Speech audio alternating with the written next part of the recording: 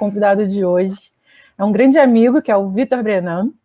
Ele é diretor, ele é autor, tá bom? O menino tem um currículo invejável, estudou em Cuba, estudou em Berlim, escreve pra caramba. Olá, Carla!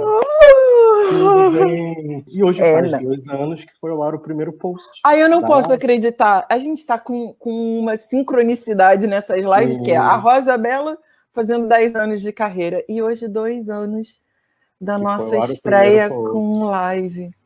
Sim, foi um projeto...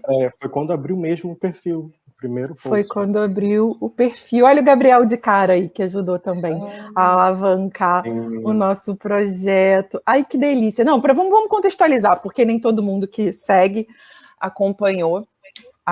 O Vitor é autor da primeira série para o Instagram, que eu tive a honra de protagonizar. Ele me achou lá, perdida em Lisboa, uma alma vagante. E a gente fez a live com a Tati, parceiraça de criativo também. Teve uma galera muito legal, o Gabriel ajudou na comunicação. O Vini trabalhou com a gente também. Vini tá devendo uma live, tá adiada, A live do Vini tá chegando, tá no gerúndio, carioca. Vitor. Storytelling, né? Quero falar de storytelling. Quem é que pode se beneficiar dessa técnica, né? Assim, a gente está vivendo um momento tão único, né, na história da arte, do entretenimento. Você como professor, como diretor, mas como artista, o que é que você acha que uma pessoa consegue se beneficiar se dominar a técnica de storytelling? Sim, acho que a primeira coisa que vale a pena a gente falar aqui é da diferença de um storyteller, né, um contador de histórias, para um roteirista. Porque geralmente as pessoas vão atrás de aprender a escrever histórias e exercitar, né, a escrita, procurando cursos de roteiro, de técnicas. Eu também fiz muito esse processo. Assim. Eu estava nessa busca de aprender a escrever um bom roteiro, eu vou ser um ótimo escritor. E para mim o turning point, né, que você também usa muito essa expressão, o pulo do gato, para mim foi quando eu decidi me inscrever num curso, né, de cinema em Cuba. Falei, mais um curso de técnicas e vou me aprimorar e tudo. E cheguei lá e me deparei com um método completamente diferente, que era um método que eles trabalhavam o autor, né, a pessoa, o artista em geral. E ali caiu uma ficha enorme, porque até então eu escrevia filmes e histórias achando uma coisa, o que eu acho que pode dar certo. E lá eu descobri que, na verdade, a gente tem que buscar aqui dentro. Então, acho que qualquer artista, e lá eles frisam muito isso, assim, a escrita não é para o guionista, não é para o roteirista. É para todo artista, seja ator, cenógrafo, figurinista, realizador, diretor. Qualquer pessoa das artes conta uma história, seja pintando um quadro, seja escrevendo um livro. E lá a gente passou muito por essa investigação autoral, né, que é o que eles chamam de autoconhecimento do autor, convicção autoral. Então foi uma busca mesmo do Vitor, né? O que eu, Vitor, quero enquanto artista. Você teve que revisitar a tua jornada do herói. Sim. Sim, ali é foi uma ferramenta. Vamos falar para a galera que é completamente leiga. No storytelling, a gente usa essa ferramenta da jornada do herói. Você pode falar um pouquinho sobre isso? Sim, na verdade, tem muitos métodos, né? A partir do momento que você encontra o seu tema, eu quero falar disso, você tem que estruturar a sua história. E aí tem várias vertentes, né, que foram sendo pesquisadas e criadas no mundo, e a jornada do herói é uma delas. É uma das principais estruturas de se narrar uma história, porque ali tudo funciona, tanto para quem está contando, quanto para quem está vendo e acompanhando aquela narrativa. Então você acompanha mesmo a trajetória de um herói do ponto A para o ponto B. É uma grande transformação. Então é um dos métodos. Eu nunca te fiz essa pergunta. No início mesmo da tua jornada, em algum momento você pensou em ser ator ou o seu chamamento era mesmo para escrita e para direção? Sim, sempre foi o bastidor. Sempre foi o bastidor. Sim, sempre foi o que está por trás daquela engrenagem para fazer a coisa acontecer. Mas, como eu fiz a Unirio, e a Unirio até então, acho que agora já não, mas na época nós tínhamos que fazer 6 semestres do curso de interpretação, e só assim que a gente mudava para o curso de direção. Então, que ano que você fez, obrigado a ser Vitor? ator. Que Eu ano que entrei você fez? em 2007 e saí em 2013. Não, eu acho que a mudança foi mais para frente, porque quando eu fiz direção teatral na UFRJ, eu acho que era o único curso que não passava pelo trabalho do ator, era o primeiro. Sim, Ou era era a primeiro. faculdade de cinema, ou era o direção teatral na UFRJ, que aí a gente tinha uma coisa descolada, porque eu já nessa época estava querendo descolar da atriz, queria uma coisa mais para bastidores, e eu lembro que foi minha primeira tentativa, foi a direção teatral, mas na Unirio eu não quis fazer na época, porque ainda tinha esses meses todos ainda como do trabalho do ator, eu estava fazendo cal. E como é que foi essa experiência? Você, com a cabeça de querer estar nos bastidores, trabalhar o seu ator? Então, eu estava na dúvida se eu fazia a UFRJ, que já era direto no que eu queria, ou a Unirio. E aí eu lembro que eu fui assistir uma peça, já nem sei que peça era, mas era com o Henrique Dias. E aí eu esperei, né, tipo um tietezinho ali no saguão do teatro. Eu vou bater um papo com ele, pedir umas dicas, né? Tava prestando vestibular e eu acho que eu cheguei a perguntar mesmo, assim, né? Que dica você me dá? Tô aqui para fazer uma escolha, quero ser muito, né, um diretor. E ele falou, vai ser ator. Nem que seja por uma semana, mas vai para o outro lado. Aí esse papo, eu optei por fazer a Unirio por conta disso, assim, mas foi fundamental estar do outro lado. Fez muita diferença. Assim, faz muita diferença. Saber se comunicar, né? Eu acho que todo diretor deveria um dia se submeter ao lugar do ator, tentar levantar um personagem, tentar entender a lógica de composição do nosso processo. Eu acho que você cria mais empatia, porque você também é muito sensível. Você e a Tati são extremamente sensíveis enquanto diretores, né? O nosso projeto teve uma sinergia muito legal, porque a Tati também é atriz, você tem essa experiência, vocês também apostaram muito no elenco, depositaram muita confiança na gente, mas tem esse olhar que é mais cuidadoso, que a Rosa até falou na live anterior, que como é importante, alguém que já esteve nesse lugar conduz de uma maneira muito diferente. Sim. Né? Você consegue perceber os medos, a ansiedade, tudo que... O processo do ator, na verdade, né? Por todas as casinhas que ele vai passando. E muitas vezes eu vejo, às vezes, diretor assim, de cinema que nunca teve contato com atuação e, né, é um mega diretor de imagem, ele não sabe solicitar uma emoção, ele não sabe puxar daquele ator. E aí acho que por isso que teve esse boom dos preparadores, porque 70% dos diretores não conseguem essa comunicação, né? E pelo simples fato de não estar do outro lado, eu acho que faz muita falta. Um bom diretor tem que saber pedir, né? Para conduzir.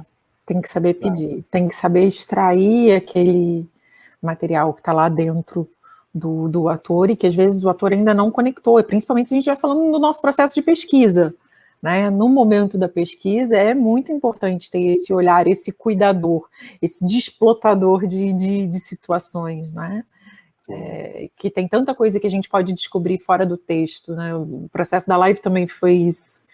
Foi muito colaborativo o nosso processo de pesquisa, né? De experimentar uma coisa que é incrível, né? Eu acho que esse lugar foi o mais gostoso da live, que é o que a gente vai fazer. Cara, a gente vai fazer o que a gente quiser, ninguém fez antes. Sim, não tinha regra, né? Não tinha regra. E ao mesmo tempo dá muito medo. Sim, porque a gente não tem referência, né? A gente não tinha nenhuma referência para fazer aquilo. Mas foi interessante, porque, falando de storytelling, assim, tipo, eu até então só tinha escrito para cinema, teatro, e tinha acompanhado atores nos seus processos de novela, enfim, audiovisual no geral, mas as redes sociais era tudo muito novo para mim. Então, quando eu comecei a escrever, eu comecei a escrever como se fosse para o cinema. E aí, no meio do processo, eu falei, não, isso aqui não está funcionando, não é assim. Isso é uma outra coisa. E aí, quando eu aceitei que era uma outra coisa, e era a rede social, eu fui investigar o storytelling da rede social. Porque as influencers e as pessoas que usam a internet hoje em dia contam histórias. Todos os dias elas acordam e seguem um roteiro. Você chegou aonde eu queria chegar. Quem está navegando nesse mundão da internet... Bom, quem não está navegando aqui está meio que morto, né? Quem não está existindo aqui no Instagramês, como fala o Cuenca, tá meio morto, não entendeu ainda como é que vai salvar o seu produto / serviço, ou até mesmo a sua capacidade de influenciar pessoas e de contar história.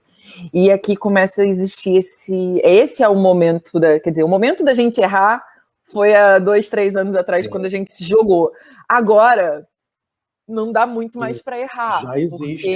Já existe um espectador, um consumidor, já existe uma maneira de estar na rede, já existe uma forma de ser politicamente correto, de falar de determinados assuntos aqui, né? Se fala muito hoje do vender sem estar vendendo, do story selling e não do storytelling, que é um desdobramento para quem precisa construir scripts de venda.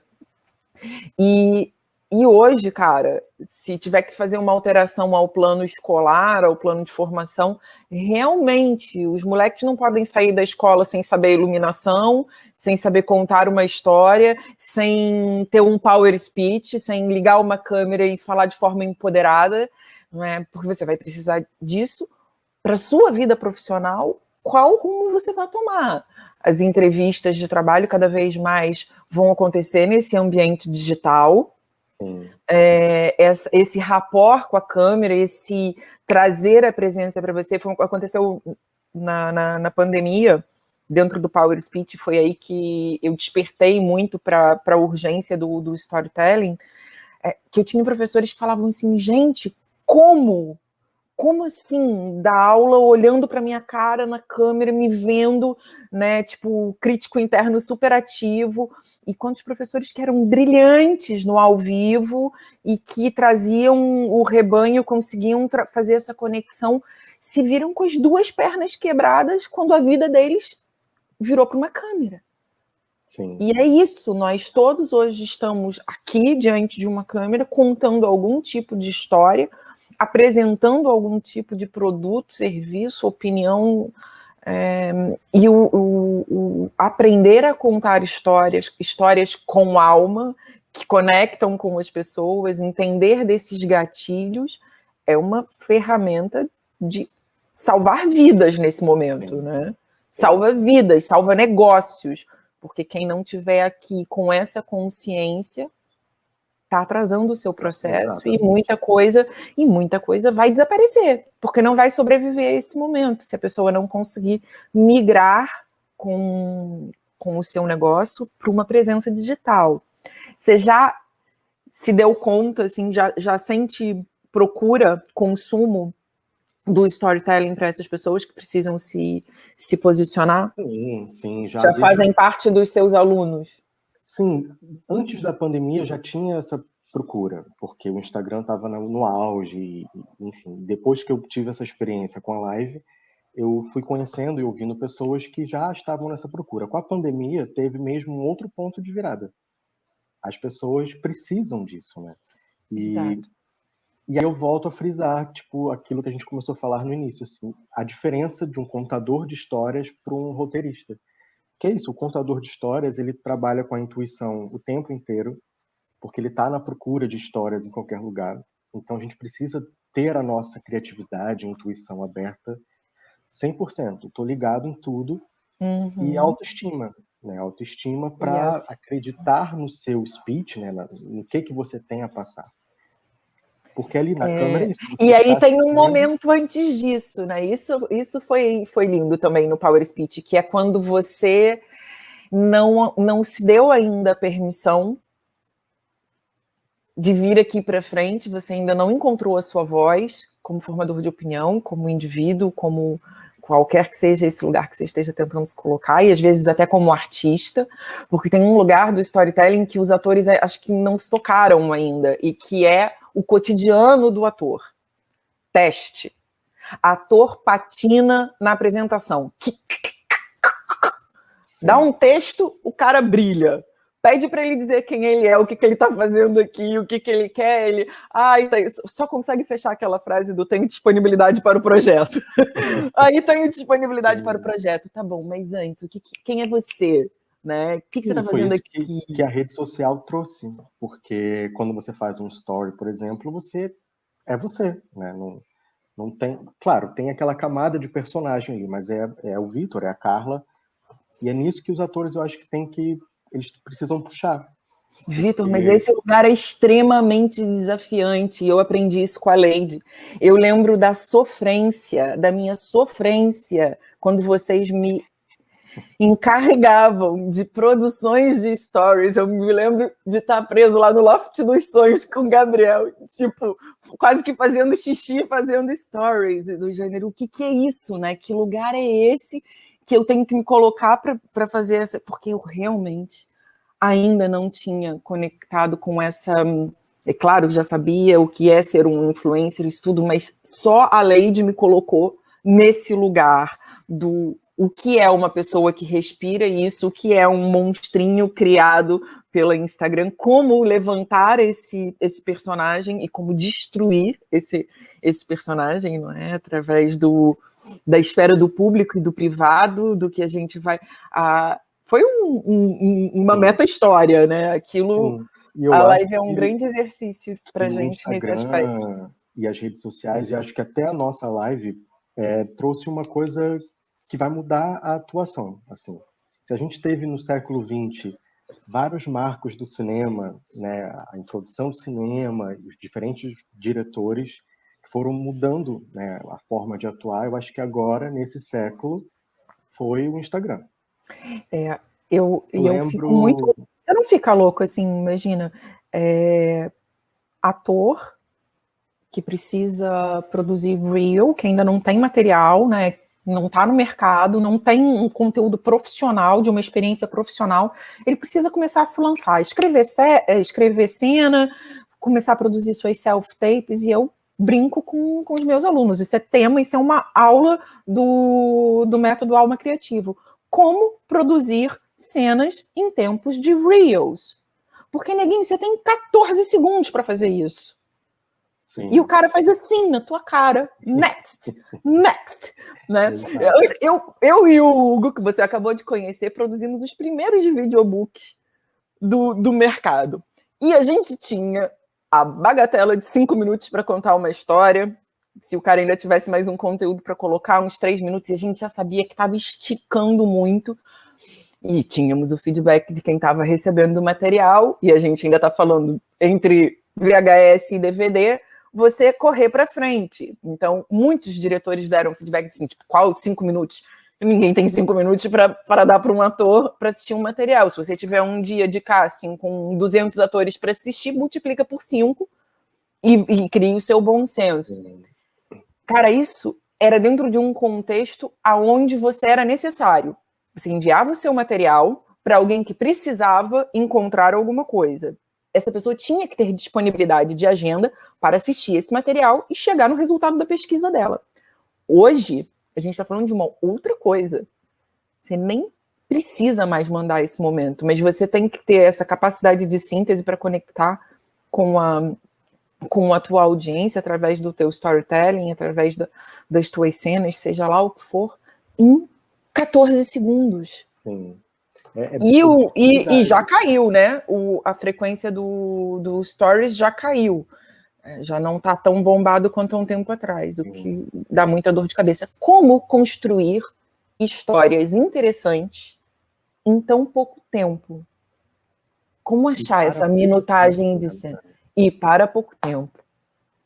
Então, a live me ensinou muito, assim. Eu já tinha, né, percebido esse pulo do gato quando eu tive essa experiência em Cuba, que eu falei, não, eu preciso encontrar aquilo que eu quero falar enquanto artista. Porque a partir disso eu vou conseguir direcionar seja para onde for. Eu acho que essa é a primeira coisa, você descobrir o que você quer dizer. E quando eu cheguei no Instagram, que eu vi que não era cinema, não era teatro, enfim, não era nada do que eu já tinha, né, conhecimento, eu me dei conta que a objetividade e a economia eram os meus únicos aliados. Então, eu tenho Aí eu escrevi uma página inteira, agora em termos práticos, assim, eu escrevia a cena que eu queria. Aquilo tinha 3 páginas. Eu pensava, bom, é impossível, porque era um episódio de 1 minuto, um episódio de 1 minuto. E dentro do episódio tinham micro cenas de acontecimentos. Eu comecei a cortar 3 vezes, assim. Se eu tenho 3 páginas, isso tem que caber em uma. Se eu tenho 9, vai ter que ter 3 situações dentro dessa cena. Então a economia e a objetividade foi me levando, assim. Eu precisava ser muito certeiro no que eu Quais queria. foram os principais ajustes que a gente fez, né? Primeira temporada é a temporada que se passa toda no backstage da festa, não é isso? Era na casa Lady descobre no backstage da festa, no banheiro, né? Estamos todos trancados no banheiro. E que já foi a loucura, que para além de ter que me filmar o dia inteiro, ainda tinha que me filmar em semi. Eu sou uma pata produzindo fotografia, nunca foi o meu melhor. O que é você atuar e se filmar em 360 em um telefone que a gente brigava o tempo inteiro, porque tá tudo acontecendo à volta de um celular, e aquele celular rodava a mão de todos os desgraçados do elenco. Gente, eu surreal. lembro que no meio dessa cena eu olhei para a Tati olhou para mim, e nós ficamos, tipo, estamos fazendo história, assim, com modéstia à parte, mas estávamos, porque tudo ali estava mudando, sabe? Não era mais interpretar para a câmera, era você também dirigir o seu colega, e era você captar a imagem, que é o que o Instagram trouxe, assim. Então, é isso, o ator precisa saber captar uma imagem, precisa entender de fotografia, precisa entender de som, precisa aprender a falar para a câmera, que não é a câmera de cinema, mas é uma câmera aqui, ó, pertinho, igual a gente está agora. Exato. Se eu estou aqui, ó, muito na frente, eu já estraguei. Então, se eu estou muito atrás, eu já estraguei. Então, tudo ali vocês precisavam ter uma noção. E rápido e direto, porque se um errasse, errava tudo. Então, era muito louco, assim. Então, a gente ali percebeu que a gente estava fazendo parte dessa mudança da história, da atuação. E ainda por cima, fazer isso com verdade, que eu vou dizer que tiveram momentos muito difíceis de estar atuando com esse estado de presença, manter a organicidade da cena, a verdade, o foco na cena, porque quando você é só ator na cena, é claro que você tem que ter esse domínio espacial, de estar entregando para a câmera certa, de não fugir, não mirar a voz fora do som, enfim. Mas quando você está ainda se filmando com aquele microfone, com a minha saia maravilhosa do storytelling, sim, pendurada na minha casa como um troféu lá. Eu olho para aquilo e digo as coisas que a gente já fez na vida. Enfim, com aquela saia que não me deixava me deslocar no espaço, num espaço minúsculo, como foi difícil, e sou bastante crítica com o meu trabalho, entregar o grau de verdade que eu persigo no meu processo de composição de personagem. Porque o meu olhar tinha que estar à volta de várias outras coisas para contar a história, não é? O projeto pedia uma atitude completamente diferente do saber e do ofício do ator. E esse lugar é extremamente desafiante, como que você tem que estar se filmando ao mesmo tempo, enquadrando os teus amigos, tendo esse olhar generoso de que tem que estar todo mundo bem na fita, não é? Porque nós nos filmávamos mutuamente, todos nós estávamos cuidando, zelando dessa obra audiovisual, e depois, se desse tempo, ainda tinha que atuar. Né? Quer dizer, é que, na verdade, a última coisa que estava dando para se preocupar naquele momento era com o acting propriamente dito, né? E pela primeira vez eu me vi com várias outras funções empilhadas e ainda tendo que fazer o meu trabalho, né? Eu não podia imaginar que um desafio de fazer a primeira série para o Instagram, como a gente fez, ia exigir tanto do meu backstory como atriz, mas como pessoa que trabalhava no audiovisual. Eu nunca imaginei que fosse usar todas as valências da escola de cinema naquele momento, ou da direção. Porque não imaginei, quando você fez o convite, que a live me colocaria nesse lugar. né? E eu acho que foi unânime, todo mundo saiu um pouquinho dali com essa ressaca do gênero. O que a gente tem que fazer agora, né? Como ser artista foi um pós-Instagram? Dia de gravação, mas foi intenso. Parece que a gente, naquele dia, tinha filmado, assim, uns 20 dias, de tão intenso que foi aquela gravação. Era tudo ao mesmo tempo. E acho que tinha um fator, gravar para o Instagram, seja na live, seja fazendo um story, o inesperado. É tipo um organismo vivo, tudo pode acontecer. E aí o storytelling é muito útil, tanto para quem estava realizando a live, vocês que estavam fazendo, porque poderia acontecer qualquer coisa, e vocês tinham que saber contar a mesma história dentro daquele risco, dentro da improvisação. E isso também o Instagram trouxe, e as redes sociais trouxeram. O inesperado. Então, quando vem alguma coisa inesperada, eu preciso jogar com aquilo e continuar a história. Eu preciso contar aquilo. Por exemplo, a gente vê uma live de uma famosa. E o papo está indo super bem, mas tem pessoas ali. E às vezes as pessoas fazem comentários cabeludos da vida dela. Isso é a atriz pessoa. E ela tem que jogar com aquilo. Ou ela ignora, mas aí vão vir mais 10 comentários cabeludos, ou ela joga com aquilo. Pega aquilo e continua sua narrativa para onde ela quer ir.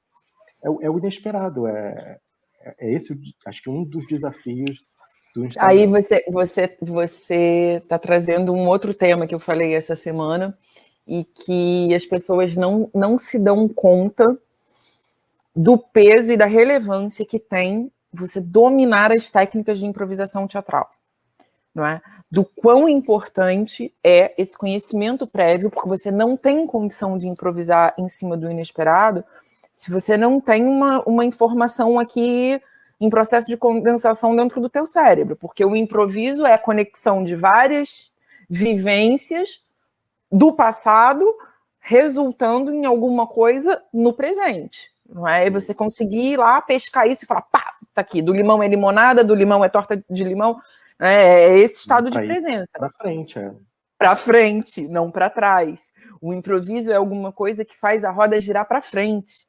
Sim. E ainda tem gente que busca essa carreira do ator e que diz assim, mas não, improvisação não quero teatro. Bicho, improvisação são as tuas duas pernas. Se você não souber improvisar hoje, vai ficar muito difícil. É o nosso arroz com feijão. É o nosso arroz com feijão, é a nossa base. Exatamente. Sim. E para contar histórias também, você precisa... Às vezes você tem uma história na cabeça, eu quero fazer isso. Mas às vezes, se você tem o seu olhar aberto e a sua intuição aberta, você encontra alguém na rua ou no ponto de ônibus que vai te jogar uma informação, que vai te jogar uma sensação, uma experiência pela qual ela passou, que vai mudar a sua história para melhor. E você vai... Às vezes a gente trava enquanto contador de histórias. Mas se você está aberto para jogar e improvisar, é incrível. Mas aí, Vitor, é a importância do saber estruturar um script, ter a consciência do quanto o conhecimento e a técnica de ensaio e interiorização desse script vai te empoderar, porque é isso que empodera, é esse o lugar do trabalho do ator, que eu brigo tanto com as pessoas aqui, eu falo assim, gente, é claro que as ferramentas do ator são super importantes para qualquer pessoa que queira contar histórias hoje no digital, porque é o domínio dessa lógica, é como trazer o texto, controlar o texto, como usar o script funcionando a teu favor, não é? E aí você tem esse estado de presença que você leva todas as bombas aqui ao vivo, como alguma coisa que corre mal no inesperado, no momento dentro do teatro, e que te exige esse lugar da improvisação.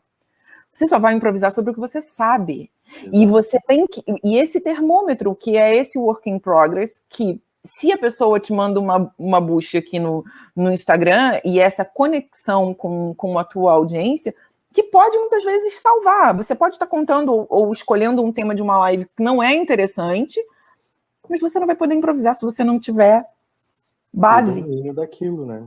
Exatamente, você não consegue sair desse lugar, você fica... O que congela as pessoas, elas não saberem para onde elas vão. É um medo, né? Sim. E script existe para não ter medo. Por isso que existe um caminho. Sim, porque você tem a base, né? Aquilo que você falou, você sabe para onde ir, você tem um esqueleto da coisa. E aí você também consegue se abrir mais, porque se der merda, você tem para onde ir. Você Boa. pode se apegar. E o que você considera assim essencial no processo de quem está começando a escrever? Tipo assim, 2 dicas para quem quer se jogar um pouquinho, desvendar esse lugar do storytelling. Eu acho que é ler muito, isso é fundamental, e conversar com as pessoas. Eu dou aula também de roteiro, e os atores já chegam buscando a técnica, e eu quero saber a estrutura, side field, e sabem todos os nomes, de todos os livros, de todos os manuais. E eu falo, mas você já viveu? Né? Porque eu falo uma ideia linda, eu falo, mas você já chegou perto dessa experiência? Eu acho que os livros e as histórias em geral nos trazem muitas experiências e sensações com a nossa imaginação. Então é um exercício de criatividade, de imaginação. E a vida, eu acho que é você se colocar em experiências, sabe? É Com você ir atrás certeza. das coisas. E isso você tem bastante, né? Quer dizer, você saiu totalmente da sua zona de conforto do Brasil, foi embora para se jogar na Europa, teve essa sua experiência em Cuba, Berlim, Reino Unido, agora Lisboa. Isso é vida, né? A gente se colocar mesmo à prova, quer dizer, não tem processo de imigração que é legal, todo processo de imigração é doloroso, todo processo de você chegar e recomeçar num outro lugar tem os seus sinões, a história pode ser mais ou menos feliz no resultado final, mas ela é um processo doloroso e é um processo de vida, e que te humaniza muito, né?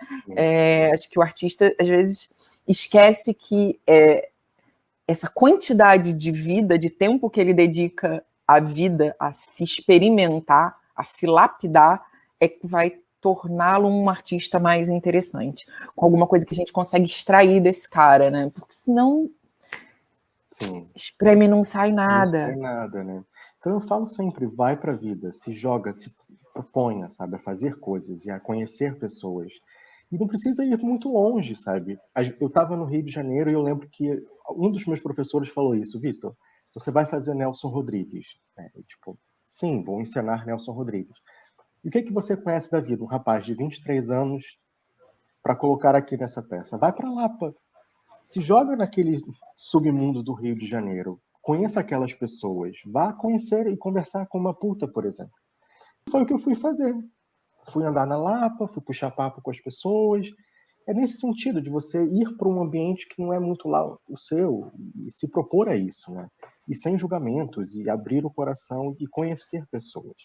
É muito importantíssimo, né? No nosso processo de pesquisa, eu acho que o laboratório é uma das ferramentas, né? Você ir para o terreno, você tentar descobrir como é aquela realidade, se colocar naquilo. Mas esse outro lugar do nosso próprio repertório de vida, que são coisas diferentes, né? O nosso repertório artístico, as peças que a gente fez, ou que a nossa companhia tem, mas outra coisa é o teu repertório de vida. Aonde o seu joelho já ficou ralado, você está entendendo? Sim. Aonde os teus calos apertam?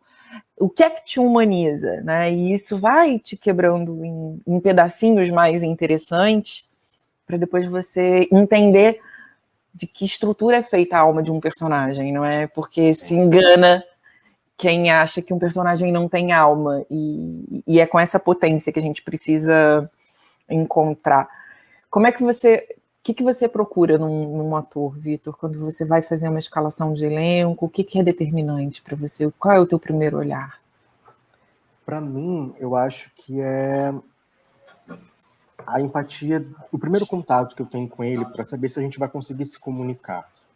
Então, antes mesmo da personagem, eu procuro isso, assim, a abertura Vitor e ator. Se eu tenho essa conexão e que isso pode render alguma coisa, é o que me atrai, assim. Por exemplo, na Procura da Lady, para mim o que era principal... Eu não era a sua primeira opção, a gente nem precisa mentir sobre isso, nem era a sua primeira opção. Mas o universo, ele é incrível, assim. Eu acho que o universo contribui para as histórias, sabe? Nós somos feitos de histórias. Eu queria muito contar aquela história.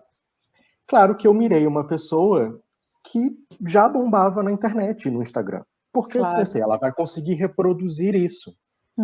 Mas no primeiro contato, na primeira leitura com aquela atriz, eu senti que o Vitor, diretor, não estava conseguindo se comunicar com ela.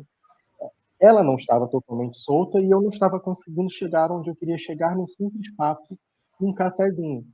E eu pensei, que vai dar problema. Vai dar ruim. Vai dar ruim, porque é novo para todo mundo. Então eu preciso ter uma ligação afetiva, uma empatia, qualquer coisa, para poder seguir esse projeto. E a pessoa desistiu. Acho que não se sentiu pronta, preparada, ou ficou com medo do risco, do desafio que era. Não, acho que ali também tinha a ver com colidia com os interesses pessoais, não é? É tão importante isso no processo de escalação, e eu acho que vocês tiveram logo esse feeling. Vocês foram muito jovens nesse processo também de direção, não é? Não com uma bagagem mega, mas vocês sentiram que ela tinha objeção a se colocar naquele lugar e que, de alguma forma, aquela personagem, naquele momento da vida dela, podia botar em causa o que ela estava também construindo na vida dela de posicionamento do Instagram. E que é um lugar que eu me debato muito com os atores, né? O que teu feed tá virando, sabe? Você comunica realmente da maneira certa para o lugar que você quer chegar, não é? Os produtores de elenco andam aqui scouteando do teu feed, você manda algum conteúdo, ou você é um tester de produtos que tá tudo certo, se você faz grana com isso, você tá feliz, mas depois não reclama, que não rola o personagem, que eu não paro de fazer participação, que nunca lembram de mim para uma coisa incrível. Você não se coloca como um artista incrível. Sim. Né? Sim, é a preocupação do que está vendendo, né? O tempo todo do que tá vendendo, do transformar a tua rede num... Pronto, é lícito, porque pode ser o ganha-pão de muita gente, não é? Nem vamos entrar por aí, que a gente sabe que cada um sabe das suas dores e como resolve seus pepinos. Mas eu acho que ali teve isso, e vocês tiveram uma sacada muito grande, que eu acho que é o grande barato do pesquisador de elenco, do diretor, quando vai fechar alguém. Não que eu tenha conseguido entregar alguma coisa relevante para vocês, não é disso que eu estou falando, mas é de você entender que aquele projeto pode não ser alguma bandeira que aquela pessoa pode levar naquele momento, que aquela pessoa, que ela não tem ainda musculatura para levantar aquela bandeira, não é? Porque a gente precisa disso, de pessoas o que um ator faz, que não dá vida a uma personagem, né? E no nosso caso da live ainda tinha mais coisa, né? Que eu acho que era trazer um combustível extra para o projeto, porque a gente está falando de uma produção independente, de um processo que foi totalmente colaborativo, que todos os atores aportaram valor e trouxeram alguma coisa, né? Para além do seu acting, todo mundo deu alguma coisa. A Yolanda com a Ama nos dando espaço, enfim, foi mesmo... Cada um trouxe uma peça que fez o projeto acontecer. E é isso, assim, eu naturalmente, enquanto diretor, já buscava essa primeira empatia, esse primeiro olhar, tipo, fez um clique, né? Tem alguma coisa aqui entre eu e esse ator e essa atriz. E com a live, conversando com a Tati, para a gente o fundamental era essa disponibilidade do nosso elenco. Então, quando a gente estava na caça de atores, a gente ligou para muitas pessoas, nós falamos com muitas pessoas, mas foram exatamente vocês 5 que alguma coisa brilhou quando vocês ouviram o convite. E eu lembro exatamente, nós fomos em Belém. Nós fomos tomar um café no Centro Cultural de Belém. Tati de barrigão. Você ouviu o projeto e a gente estava assim, ai meu Deus, será que ela vai querer aceitar ou não vai querer aceitar essa loucura? Depois da conversa, você virou e bateu assim na mesa e falou, eu topo essa loucura. Ali pra gente já estava, ela, entendeu? Porque até então nenhuma outra atriz tinha se colocado e comprado a nossa briga. Então isso foi fundamental. É que eu gosto de gente louca, furiosa, que nem eu. Sério, vocês foram assim. Tipo, eu lembro a Yolanda também, a gente foi, a mulher super ocupada, dona de escola, não vai ter tempo. E ela ouviu aquilo e falou, não, eu topo essa loucura. Olha, não sei muito bem o que eu vou fazer, mas... Gente, o que é Pedrinho Ramoa, gente? O que é o nosso Pedro Ramoa nessa live? Para mim, a melhor coisa a melhor coisa do projeto. Na segunda temporada ainda se revela mais. Sim. Foi delicioso. Vitor, Eu quero te fazer um convite oficialmente, já te falei antes no WhatsApp. Quero muito você comigo no projeto. Tá? Eu super gosto da tua escrita. Preciso dizer aqui que teve um encontro nosso, que foi depois da live, né? Porque graças a Deus a gente o destino vai trazendo assim as pessoas certas para a gente trabalhar, e a oportunidade, o que você agregou no trabalho também do Gisas, em tirar o romance, que é aí que eu quero chegar, onde você consegue também aportar valor na carreira de outros artistas, de que forma que as pessoas podem te procurar para colaborarem com elas em novos projetos. O desafio que a gente teve de tirar aquele livro lindo, altamente impactante, um romance editado por uma das maiores editoras, talvez a mais importante de Portugal, que é a Editora Leia, como pegar o trabalho de uma pessoa que é tão sensível quanto o Miguel, né, que é um artista bem completo, e transformar aquilo numa peça audiovisual. Já é o meu segundo desafio com o Miguel, mas você fez isso de uma forma brilhante. Eu lembro, se você lembra do dia, que eu também lembro do dia que a gente estava no café em Belém, eu lembro no dia que eu acabei de ler o roteiro e que eu chorava babirranho tendo lido a conversão do livro num script que eu não conseguia imaginar que pudesse ficar ainda mais surpreendente, né? Como você conseguiu gerar ali um produto audiovisual e trabalhar em tanta sinergia com o criador, respeitar esse lugar do autor, que é lindo, que eu me identifico muito com o que você faz nesse processo da escrita, de coisas até que já são de outras pessoas, de converter isso em filme, porque é um pouco como dirigir atores, como ser atriz e dirigir atores. Sim. É mexer num terreno que é um pouco seu, sem querer mais luz para o teu resultado do que o que de fato tem, né? Como você aportou valor e não tirou o brilho da obra do Miguel e colocou também aquilo num outro patamar com o Miguel. Sim, é esse o desafio, assim, acho que adaptar isso, fazer supervisão, tipo, e eu faço bastante até aqui em Lisboa, também descobri esse outro lado, o Script Doctor, né, tipo, tanto supervisionando aulas. Conta pra galera aí, o que é o Script Doctor? Tem muita gente que não sabe o que é isso. Sim, o Script Doctor nasceu nos Estados Unidos, né, lá onde tem manuais e tudo mais. O roteirista, para ter mais trabalho, começou a auxiliar pessoas que também escrevem roteiros e que contam histórias. Ou seja, o Vitor, Script Doctor, nada mais é do que um consultor, um doutor, um supervisor da história de alguém. Então, eu vou ajudar, dar ferramentas para aquele roteirista desenvolver a sua história. Ou porque está com crise criativa, ou porque, por exemplo, no caso do Miguel, ele tinha escrito um romance, um livro, e aquilo precisava virar um audiovisual. Eu era um doutor naquele momento, eu estava fazendo uma adaptação da história de alguém. Claro, eu tenho as minhas técnicas, as minhas ferramentas, o caminho que eu acho mais interessante que pode funcionar, mas eu me apeguei exatamente ao espírito daquele livro, assim. Tinha uma voz, e era a voz do Miguel. E eu falei, eu preciso entender essa voz, eu preciso captar essas imagens para, junto com as minhas, chegar num terceiro lugar. Mas é isso, sempre respeitando a história alheia. E o Script Doctor é isso, ele é um médico, é a pessoa que vai ajudar a operar aquilo, né? Fazer aquilo acontecer. Exatamente, é um processo de mentoria para você colocar os seus projetos um patamar acima em termos de impacto textual, né? Garantir que as técnicas que existem de estruturação de roteiros, de scripts, funcionem também na sua história, mesmo que você ainda não seja um escritor. Você pode desenvolver uma sinopse e o Vitor desenvolver diálogos, por exemplo. Não é isso? Outro lugar, assim, o storytelling. Tem outro lugar que o storytelling é super legal, que é o copy de sites, por exemplo, para escritas da sua biografia, ajudar a escrever a sua história, a sua jornada do herói, você ter uma apresentação potente, se você tem que se apresentar muitas vezes publicamente, ou apresentar um produto / serviço, o Script Doctor.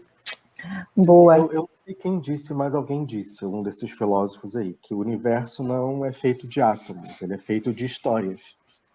Porque as histórias estão em qualquer lugar. E isso também eu trouxe muito de Cuba, assim, o olhar para o mundo, né? As histórias estão aí, seja do seu lado, no raio de 1 quilômetro, ou Portugal-Brasil, sabe? As histórias estão aí. Então, tudo que nós fazemos é contação de história. Seja com nossos parceiros, seja com a nossa família, seja no nosso trabalho, seja na nossa arte. As histórias estão aí e fazem parte do nosso... E é a forma mais antiga de passar conhecimento, de passar experiência, de falar com o coração das pessoas, né? A gente conta, eu não tenho filhos, mas conto histórias para os meus sobrinhos, e o maior contador de histórias fez a maior religião do planeta, sim, contando histórias, usando as metáforas, e Jesus é uma prova do poder da história, né? De uma história bem contada, de uma história com alma que é capaz de curar, de transformar. E eu acho que essa é a lindeza que tem por trás do storytelling, e que nem todos os atores são bons contadores de histórias, não é? Até no teatro mais antigo, a gente tinha os narradores separados dos atores. Também, né? Nem sempre eram atores. A gente tem a figura do narrador como esse grande cara que sabe lapidar as palavras e gerir esses momentos entre histórias. Vitor, muito obrigada por essa partilha. Carla. Sim, obrigado. Eu vou deixar aqui um convite para o pessoal que dia 25 a gente está em uma super aula gratuita sobre o mercado audiovisual, sobre como se posicionar, sobre rever estratégias, encontrar soluções, tá bom? Mas precisa se inscrever no link, por favor, sem inscrição não consegue assistir. E depois vai ter mais do Vitor, para quem estiver lá, tá bom? Sim, vai ser um prazer. Vai ser um prazer, amigo. Fica bem. Já eu estou de volta ali de boa. Tá bom, temos que nos ver quando essa loucura toda passar. Sim, e tô doida para que você consiga ver uns fragmentos do projeto. Assim que a gente tiver imagens, partilho com você. Tá bom? Obrigado, um beijo. Beijo, meu amor. Tchau, tchau. Tchau, beijo.